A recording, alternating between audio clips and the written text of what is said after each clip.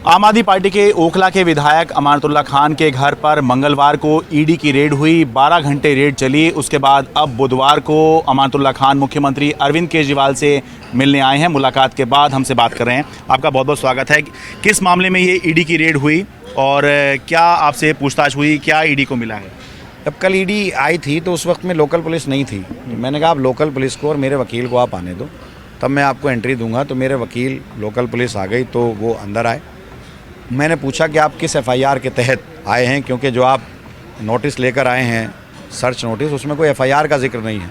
तो कहने लगे नहीं हमको पावर है। मैंने कहा आप एफआईआर बताओ। तो उन्होंने बताया कि 2016 की कोई एफआईआर है, उसमें हम आए हैं जो सीबीआई ने कर रखी है। मैंने कहा यार उसमें तो चार्जशीट भी सबमिट हो गई है, केस चल रहा है, सप्लीमेंट्री ने जमा करनी है, सप्लीमेंट्री जमा नहीं कर पा रहे, तो उसमें क्या ढूंढ रहे हैं आप? उसमें तो मैंने 2016 में जब मैं बोर्ड में था तो एक परचेज़ कमेटी बनाई थी। उस परचेज़ कमेटी ने 1500 सूट ख़रीदे थे, जिस एक सूट की कीमत 160 रुपये थी, जो बेवाओं को और गरीबों को दिए गए थे। तो वो तो सीबीआई खुद उसको तलाश कर रही है। पिछले हफ्ते सीबीआई वक्फ बोर्ड आकर के उनका हिसाब भी मांगा था। तो क्या मैंने अब उनको, और उसमें से 1400 सूट का हिसाब है। 1400 सूट ऐसे हैं जिनका 1150 की मान लिस्ट मौजूद है, और 250 सूट इनके कहते हैं 250 हमें मिले थे। तो 100 सूट भी होंगे, किसी गरीब को दिए होंगे। उस वक्त लिखता थोड़ा ही आदमी।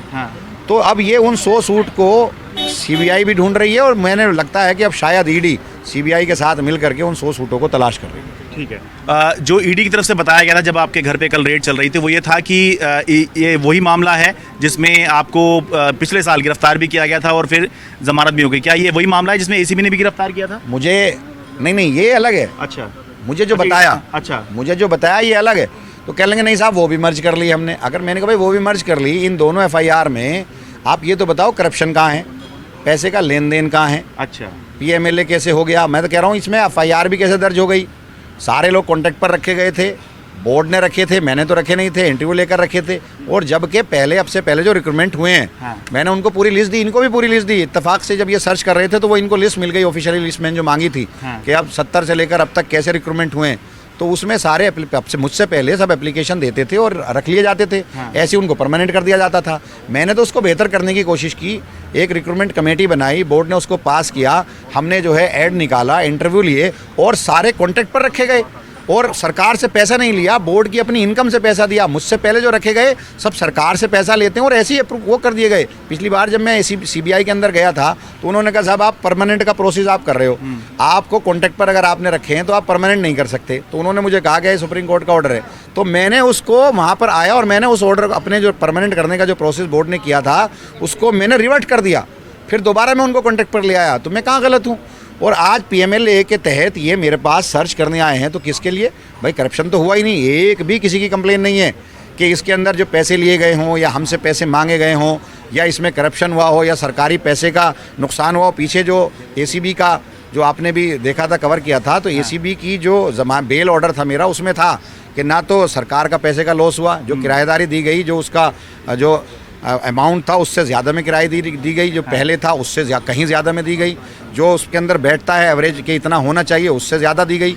तो कहीं हुआ ही नहीं है, किसी से पैसे लिए नहीं गए, कहीं ये प्रूफ नहीं कर पाए, किसी आदमी ने ये नहीं कहा कि मुझसे पैसे लिए गए। तो लेकिन कल जब रेड चल रही थी तब ईडी तरफ से ये कहा गया था कि कोई लड्डन खान है, ये कहा गया ये आपका करीबी है, इसके यहाँ सर्च के दौरान कुछ डायरी मिली, उसमें हवाला लेन देन का जिक्र था, इस आधार पर जो है वो आपके यहाँ रेड की गई है। उस ऑर्डर में जो एसीबी का बेल ऑर्डर है उसमें उसका भी जिक्र था, लड्डन खान का। अच्छा। उस ऑर्डर में है, उसका भी जिक्र था कि कोई डायरी मिली। कोई भी आदमी अपने घर में डायरी लिख दे, मैं तो एमएलए हूँ, वो मुझसे टिकट चाहता था, वो तो खुद अभी एमआईएम से जो है काउंसलर का कैंडिडेट था, मेरा कहाँ से करीबी हो गया? अच्छा, वो आम आदमी पार्टी 2020 ने उसने ज्वाइन की, फिर उसने मुझसे टिकट मांगा, टिकट उसको नहीं हुआ, तो अब वो एमआईएम में चला गया, और वो तो एमआईएम से चुनाव लड़ा है पार्षद का, तो वो हमारा करीबी कहाँ से है? ठीक है। अब सीएम साहब से मिले, साथ में प्रेस कॉन्फ्रेंस दी।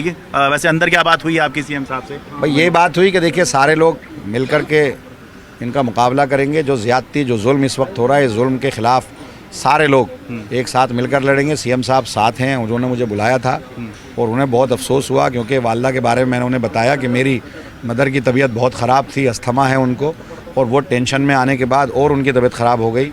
उनको बाहर नेबुलाइज़र वगैरह हमने कई बार दिया, तो मैंने बताया तो उनको अफसोस हुआ कि जी 12 घंटे रहे और खाना तक हमने किसी ने नहीं खाया था। बहुत बहुत धन्यवाद। दिल्ली से अपने कैमरा सहयोगी आजम सिद्दीकी के साथ मैं शरद शर्मा, NDTV इंडिया।